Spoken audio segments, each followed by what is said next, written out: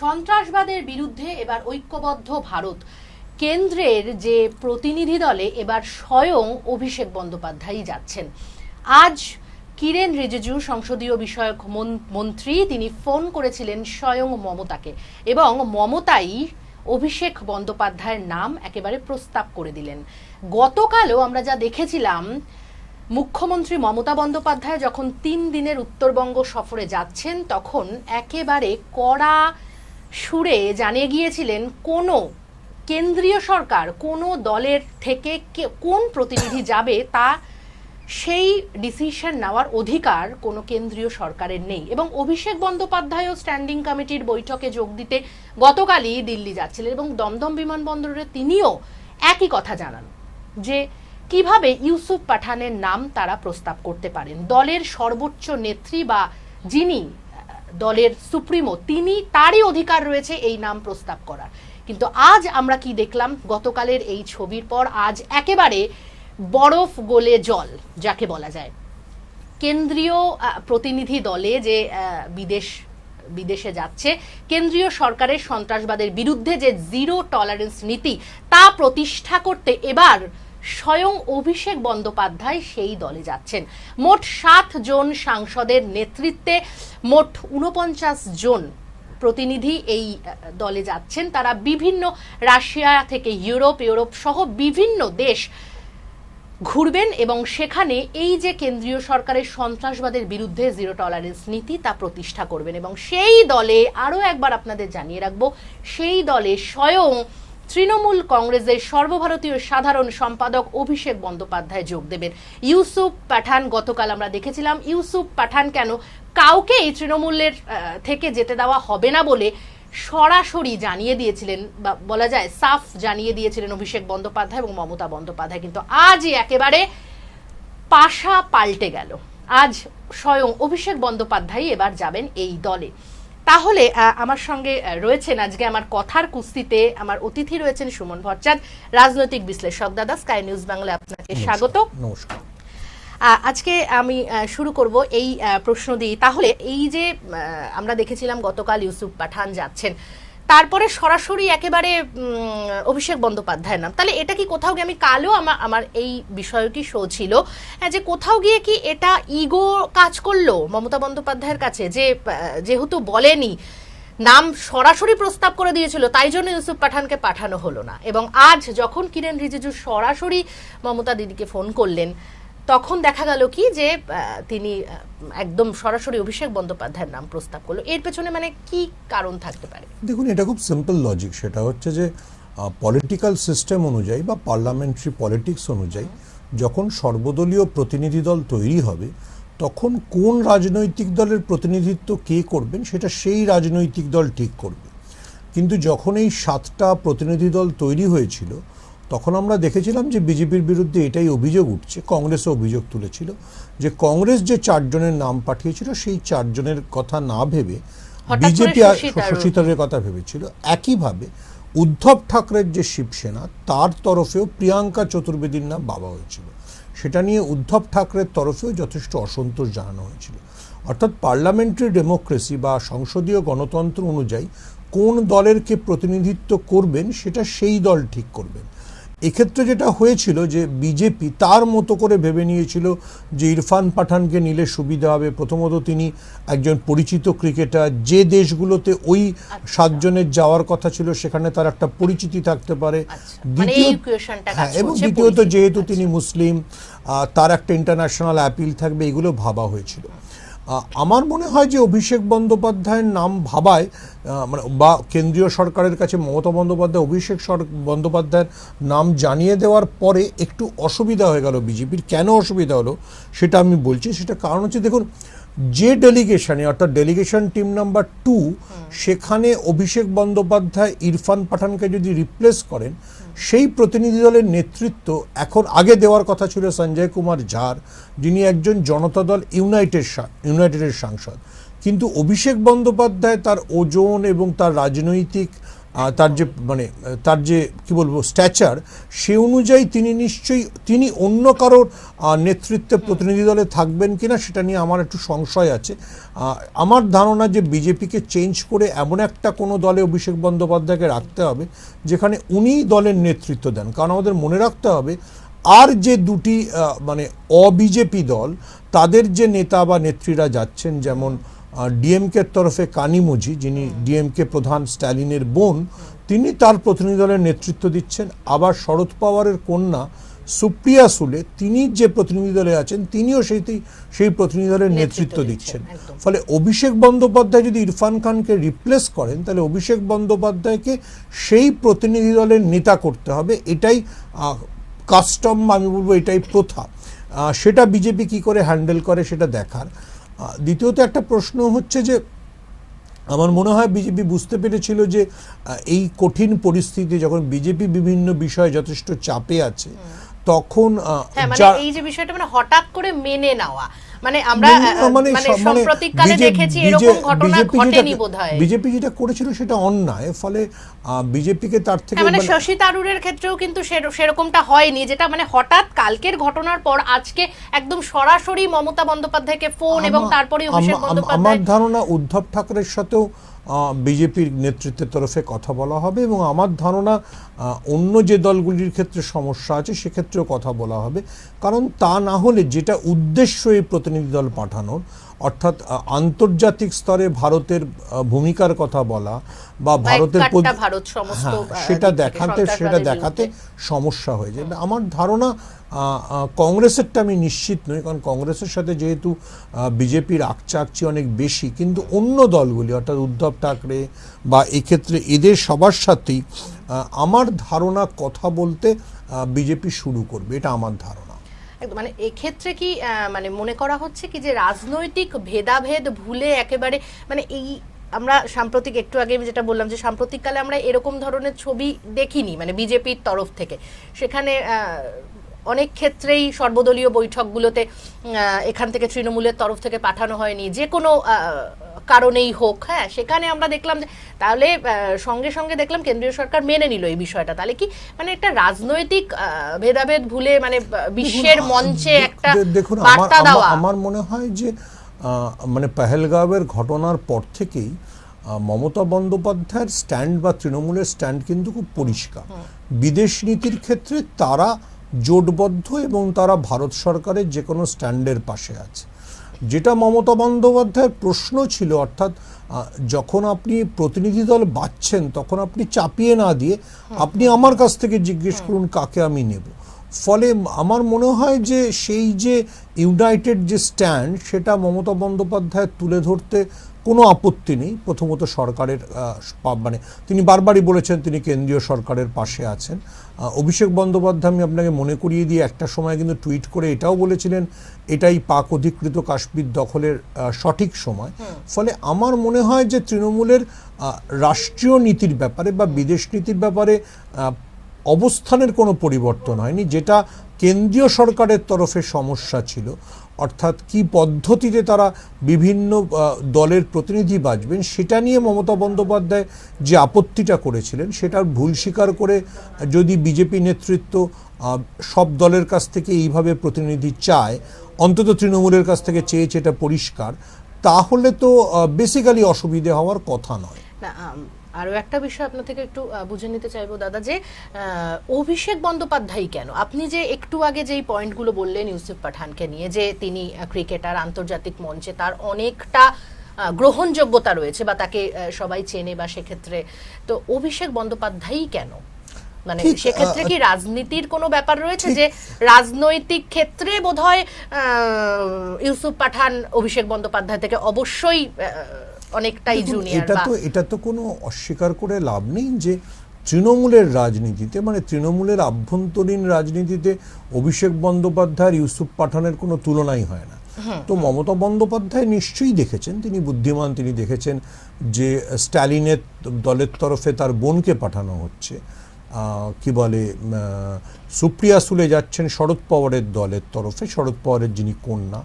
আমরা যদি দেখি একনাথ শিন্ডে যে শিবসেনা, তার তরফে তার পুত্র শ্রীকান্ত শিন্ডে যাচ্ছেন। ফলে তিনি নিশ্চয়ই বুঝেছেন যে প্রতিটি দলই তার যে যাকে বলে রাজনৈতিক ব্যক্তিত্ব যারা মানে একদম হেভিওয়েট নেতাদের পাঠাচ্ছে। ফলে সেই হেভিওয়েট নেতাদের মধ্যে ইরফান পাঠান পরিচিত ক্রিকেটার হতে পারেন, পাঠানের মুসলিম হিসেবে একটা অ্যাপিল থাকতে পারে, কিন্তু এই যে রাজনীতির ময়দানে তিনি একেবারেই নবীন। এবং মানে যে ডেলিগেশনটা ইরফান পাঠানের যাওয়ার কথা ছিল, আমি জানি না অভিষেক বন্দ্যোপাধ্যায় সেই ডেলিগেশনেই থাকবেন কিনা। যদি আপনি সেই ডেলিগেশনটা দেখেন, সেই ডেলিগেশনে অবশ্যই দুটি মুসলিম দেশে যাওয়ার কথা ছিল, ইন্দোনেশিয়া এবং মালয়েশিয়া, কিন্তু তার সঙ্গে কোরিয়া, জাপান, সিঙ্গাপুরের মতো গুরুত্বপূর্ণ দেশ ছিল যেগুলো ভারতবর্ষকে এবং পশ্চিমবঙ্গকে, জাপান পশ্চিমবঙ্গকে প্রচুর ঋণ দেয়, প্রচুর অর্থ সাহায্য করে। ফলে জাপানের মতো দেশে রাজ্যের শাসক দলের পক্ষে কে প্রতিনিধিত্ব করবেন সেটা তো গুরুত্বপূর্ণ। সেটা যদি অভিষেক বন্দ্যোপাধ্যায়ের মতো দলের হেভিওয়েট নেতা, যিনি দলের, যেটা আপনি বললেন, তৃণমূলের সর্বভারতীয় সাধারণ সম্পাদক, তিনি যদি জাপান, কোরিয়া এবং সিঙ্গাপুরের মতো জায়গায় ভারত সরকারের প্রতিনিধি দলে থাকেন, তাহলে অবশ্যই তৃণমূল মনে করছে বা মমতা বন্দ্যোপাধ্যায় মনে করছে, আর স্পষ্ট করে বলতে গেলে মমতা বন্দ্যোপাধ্যায় মনে করছেন যে তিনি মানে তৃণমূল প্রপারলি রিপ্রেজেন্টেড হবে। দেখুন, এর আগেও কিন্তু দিল্লির রাজনীতিতে বা সর্বভারতীয় রাজনীতিতে মমতা বন্দ্যোপাধ্যায় বেশ কয়েকবার অভিষেক বন্দ্যোপাধ্যায়কে এগিয়ে দিয়েছিলেন। এবার সেই এগিয়ে দেওয়াটারই আর একটা পদক্ষেপ হলো। একদমই। আর এই যে যাওয়া অভিষেক বন্দ্যোপাধ্যায়, যেটা রাজনীতির ক্ষেত্রে আপনি যেটা বিশ্লেষণ করছিলেন এতক্ষণ, তো সেক্ষেত্রে কি কোথাও গিয়ে যেটা আপনি বললেন একটু আগে, যে এই যে ডেলিগেশন মিটে যে কারোর নেতৃত্বে অভিষেক বন্দ্যোপাধ্যায় যাবেন কিনা, তো কি মনে হয় যে এই যে যাওয়াটা, এটা কি মানে অত্যন্ত মানে সুখকর বা এরকম মানে হবে? দেখুন, কোথাও গিয়ে মানে সমস্যা। দেখুন, সর্বভারতীয় রাজনীতিতে অভিষেক বন্দ্যোপাধ্যায় যদি তৃণমূলকে সামনে থেকে নেতৃত্ব দেন, তিনি পার্লামেন্টারি স্ট্যান্ডিং কমিটিতেও প্রশ্ন তুলেছেন, আমরা দেখলাম। ফলে সেটা তো সুখকর। আমি যেটা মনে করাচ্ছি আপনাকে, যে এর আগেও আমরা মানে অনেকগুলো ক্ষেত্রে দেখেছিলাম, বিশেষ করে ইন্ডিয়া জোটের বৈঠকে, আমার মনে আছে অন্তত ইন্ডিয়া জোটের 3টে বৈঠকের মধ্যে, মানে একটা বৈঠক হয়েছিল ব্যাঙ্গালোরে, একটা বৈঠক হয়েছিল মুম্বাইতে, একটা বৈঠক হয়েছিল পাটনায়। 3টের মধ্যে অন্তত 2টো বৈঠকে অভিষেক বন্দ্যোপাধ্যায় মমতা বন্দ্যোপাধ্যায়ের সঙ্গে গিয়েছিলেন। অভিষেক বন্দ্যোপাধ্যায়, এটাও শোনা গিয়েছিল যে রাহুল গান্ধীর সঙ্গে ভোট কৌশল নিয়ে আলোচনা করতে দিল্লিতে পৌঁছে গিয়েছিলেন এবং রাহুল গান্ধীর সঙ্গে তার দীর্ঘ আলোচনা হয়েছিল।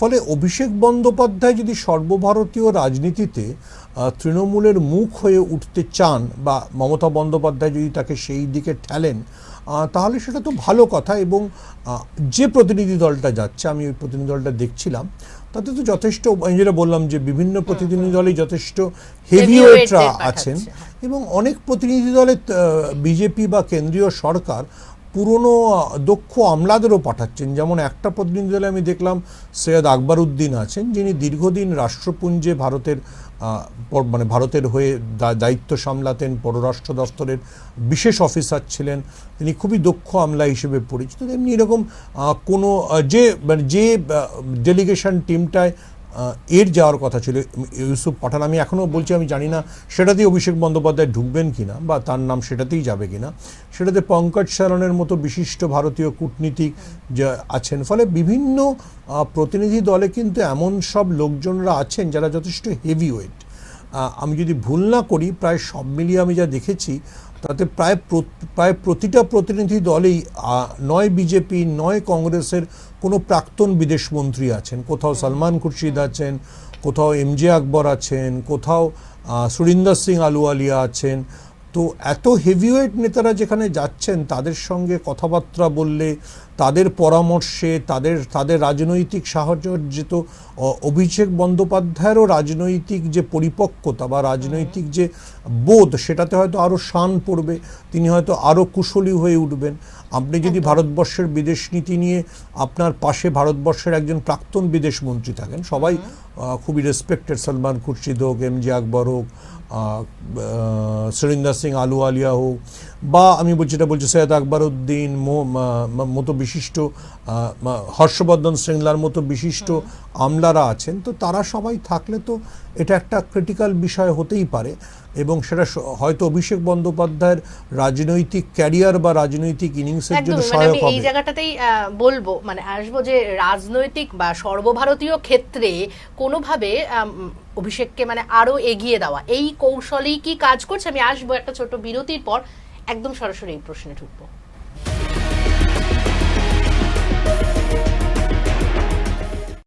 এই অনুষ্ঠানটি নিবেদন করলেন Arin media and entertainment private limited, mydigitech.in, indiabricks.in, advodunia.com।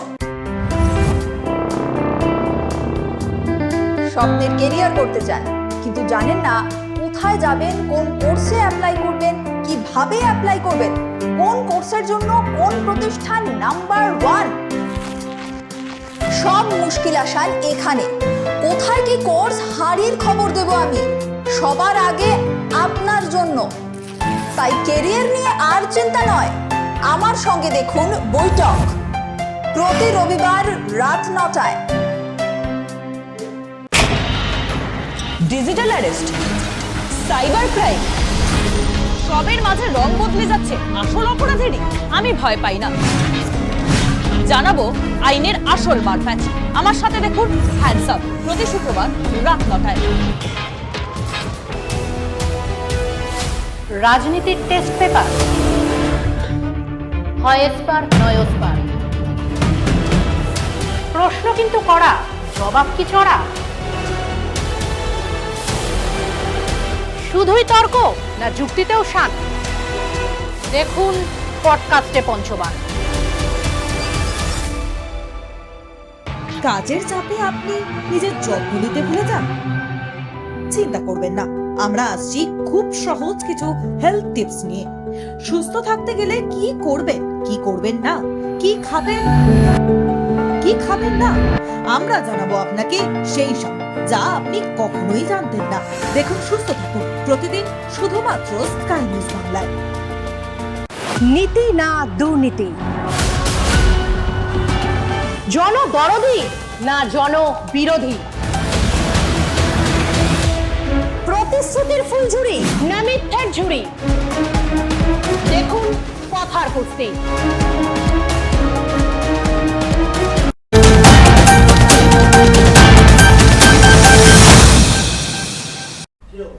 ফিরলাম বিরতির পর। আমরা ছিলাম হচ্ছে যে কিভাবে মানে অভিষেক বন্দ্যোপাধ্যায়কে কি আরো বেশি করে সর্বভারতীয় ক্ষেত্রে এগিয়ে দেওয়ার কি কৌশল এটা? আমার মনে হয় নিশ্চয়ই একটা সে ধরনের ভাবনা মমতা বন্দ্যোপাধ্যায়ের রয়েছে। মমতা বন্দ্যোপাধ্যায় নিজেও তো দিল্লির রাজনীতি দিয়েই মানে দিল্লির রাজনীতি দিয়ে তার পরিচয়। তিনি 1984-তে প্রথম যাদবপুর থেকে জিতে লোকসভার সদস্য হন, তারপরে তিনি কেন্দ্রীয় মন্ত্রী হন, প্রথমে পূর্ণমন্ত্রী হননি, তারপরে পরে পূর্ণমন্ত্রী হন। একদম মানে তৃণমূল কংগ্রেস আসার সময়ই তো তিনি রেলমন্ত্রী ছিলেন। তৃণমূল কংগ্রেস হওয়ার পরে প্রথমবার যখন গঠন করে তারা 7টি লোকসভা আসন জিতলেন, তখন তিনি বাজপেয়ী সরকারে রেলমন্ত্রী হলেন। ফলে যদি সেই দিক থেকে দেখতে হয় তো দিল্লির রাজনীতি তো গুরুত্বপূর্ণ, এবং সর্বভারতীয় রাজনীতিতে যত অভিষেক বন্দ্যোপাধ্যায়ের পরিচিতি বাড়বে তত তিনি অন্য দলের যারা নেতা তাদের সঙ্গে তার একটা সম্পর্ক তৈরি হবে। সেই সম্পর্ক হয়তো তাকে রাজনীতিতে যেমন পরিপক্কতা দেবে, তেমনি যোগাযোগ বাড়বে, তিনি বুঝতে পারবেন কি হচ্ছে। দেখুন, আমরা উত্তরপ্রদেশে দেখেছি সমাজবাদী পার্টির নেতৃত্বের ব্যাটন অখিলেশ যাদবের হাতে চলে গিয়েছে। আমরা দেখেছি যে কি বলে ডিএমকে নেতা স্ট্যালিন তার পুত্র উদয়নিধিকে তুলে এনেছেন, তিনি ডেপুটি সিএম হয়ে গেছেন। তো সব দলেই তো একটা রাজনীতির ব্যাটনকে পরবর্তী প্রজন্মের হাতে তুলে দেওয়ার চেষ্টা থাকে। ফলে যদি মমতা বন্দ্যোপাধ্যায় সেই দিক থেকে ভেবে অভিষেক বন্দ্যোপাধ্যায়কে সর্বভারতীয় রাজনীতিতে এগিয়ে দেন, তাহলে আমার মনে হয় সেটা আপাতত গুরুত্বপূর্ণ। এবং আমি এটাও বলবো যে এটা তো কোনো এমনি সর্বদলীয় প্রতিনিধি দল নয়, এটা এমন একটা প্রতিনিধি দল যেটা অপারেশন সিন্দুরের পর সরকার ভেবেছে যে বিশ্বের বিভিন্ন প্রান্তে গিয়ে ভারতবর্ষের অবস্থান ব্যাখ্যা করবে, যেটা ভারতবর্ষের একটা সংকটকাল বা ভারতবর্ষের একটা বিশেষ সময়কালে যে প্রতিনিধি দলের কথা ভাবা হয়েছে। ফলে আমার মনে হয় সেটা গুরুত্বপূর্ণ। দাদা, আপনি এক্ষুনি বললেন যে সর্বভারতীয় বার এই দলটায় যদি অভিষেক বন্দ্যোপাধ্যায় যান, সেক্ষেত্রে অনেকের সঙ্গে যেরকম তার পরিচিতি বাড়বে। হ্যাঁ, সেক্ষেত্রে আমি এই প্রশ্ন আপনার কাছে রাখবো যে এই যে তৃণমূল কংগ্রেসকে আরো এগিয়ে নিয়ে যাওয়ার ক্ষেত্রেও কি এটা কাজ করবে? তার কারণ আমরা কিন্তু আগের লোকসভার ভোটেই দেখেছিলাম যে দিল্লির মসনদে বসার একটা মানে তৃণমূল কংগ্রেস যে ইন্ডি জোটও তৈরি করেছিল তার জন্য। তো সেক্ষেত্রে কি কোনোভাবে, কারণ আমরা অনেক জায়গাতেই দেখেছি তৃণমূল কংগ্রেসের ঝান্ডা রয়েছে, তো সেক্ষেত্রে বিজেপি বিরোধী যে জোট, বিজেপিকে তো এটা পরিষ্কার যে কোনো একটি দল একা হারাতে পারবে না, যেমন কংগ্রেসও একা হারাতে পারবে না, তেমনি কোনো আঞ্চলিক দলের পক্ষ একা হারানো সম্ভব নয়। ফলে তাহলে যদি ইন্ডিয়া জোট তৈরি মানে ইন্ডিয়া জোট যেটা তৈরি হয়েছে সেটা যদি আবার প্রপারলি পারফর্ম করে, তাহলে সমস্ত রাজনৈতিক দলগুলির মধ্যেই একটা ইন্টার প্ল্যাটফর্ম যোগাযোগ বা কোঅর্ডিনেশন দরকার। সেটা বহু রাজনৈতিক দলই এর আগেও বলেছেন, যে তারা বলেছেন যে ইন্ডিয়া জোটের একটা কোঅর্ডিনেশন বা একটা সমন্বয় দরকার।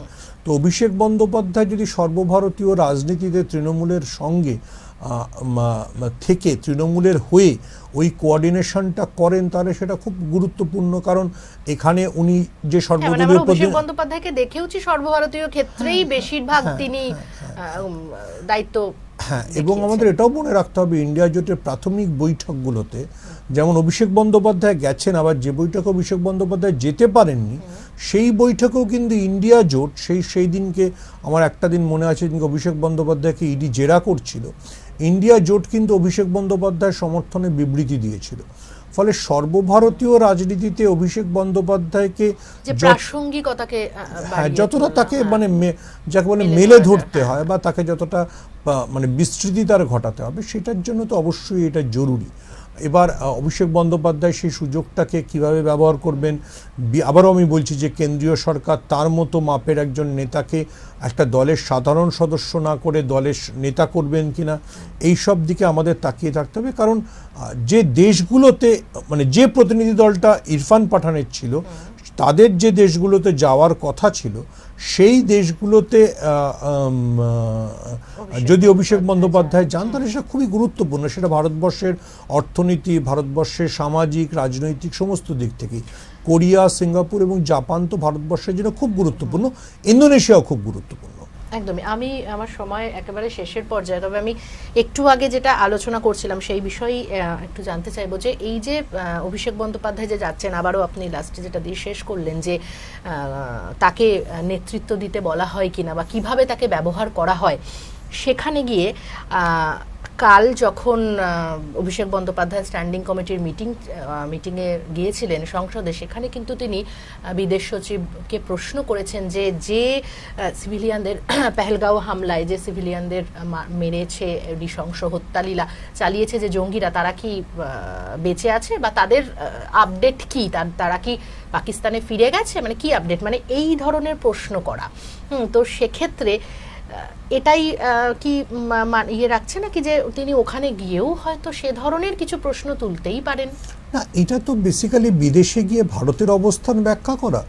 আমার মনে হয় সেখানে উনি হয়তো সিকিউরিটি ল্যাপসের প্রশ্নগুলো তুলবেন না, কারণ সেখানে মেজর প্রশ্ন হবে যে ইন্ডিয়া কতটা ইউনাইটেড, ইন্ডিয়া কিভাবে এই পাকিস্তানের টেররকে মোকাবিলা করছে, সেগুলি হয়তো গুরুত্ব পাবে। বিশেষ করে ইন্দোনেশিয়ায় বেশি, কারণ ইন্দোনেশিয়ার সঙ্গে এই মুহূর্তে ভারতবর্ষের সম্পর্ক খুব ভালো যাচ্ছে। আমাদের 26শে জানুয়ারির অনুষ্ঠানেও ইন্দোনেশিয়ার প্রেসিডেন্ট এসেছিলেন। দো বিইং দ্য মানে biggest Muslim country of the world, Indonesia কিন্তু গত কয়েক দশক ধরে মানে পুরনো যাই ক্ষত থাকুক, সেই পুরনো ক্ষতকে অতিক্রম করে ইন্দোনেশিয়া কিন্তু ভারতবর্ষের পাশে দাঁড়িয়েছে। ফলে আমার মনে হয় ইন্দোনেশিয়া, জাপান, কোরিয়া এবং সিঙ্গাপুরে হয়তো অভিষেক যদি ওই ডেলিগেশনটাতেই থাকেন, আমি শিওর নই যে ওই ডেলিগেশনটাতেই থাকবেন কিনা, তাহলে হয়তো অভিষেক বন্দ্যোপাধ্যায় অনেক ফোকাসড এবং অনেক নিজের মতো করে বলতে পারবেন।